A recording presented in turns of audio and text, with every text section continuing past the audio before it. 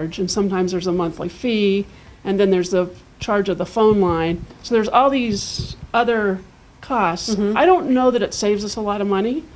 It saves us a lot of stress, I think. Right. And you can plan. It's predictable. You know what it's going to be. Yes. No, it's very transparent. Yeah, and they're always making improvements. I think from the feedback they get, and I think the fee was high. For some people said, that's too much, and so they started, if you can have a $275 a month fee set on months you swipe between 10,000 and 20,000. So that really brings the cost down if you do the math. And so that's helpful. So they've tried to add things in that were helpful to people. Cool. Now, one of the other things that I think is very interesting is we live in a world where data drives everything. And large retailers you've read about Target, you've read about the Walmarts of the world using big data and analytics to do pretty amazing things to really maximize their revenue, to really understand their market. And for smaller retailers, I'm guessing that wouldn't normally be happening.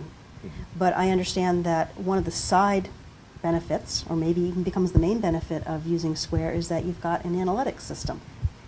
We can tell what our busiest times of the day are. We can run reports to say, how did we do for every Saturday this month, this year, compared to those same Saturdays last year?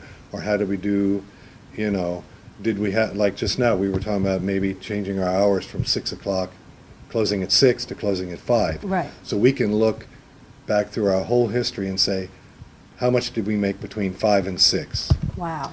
For the last month, for the last 3 months, for this time last year, we can look back and see what those numbers are. For example, in the summer, we found out that our busiest times of the day were right before lunch and just after people get off the beach, like before dinner. So we know that. We know our busiest times are right before lunch and right before dinner. So hopefully when we get really busy and need more than one employee, we'll know what time we need that. So far it's not there yet, but that could happen. And I think that it also is part of the downside of Square is their analytics aren't as detailed as they need to be. Right. They don't track Yet. yet. I think they're still working on it. I know they're still working on it. The inventory system is not great, so I can't tell that I have 3 brown shirts in size small left. I can't. And when you get one of those complicated POS systems, you know everything. Right. Now you have to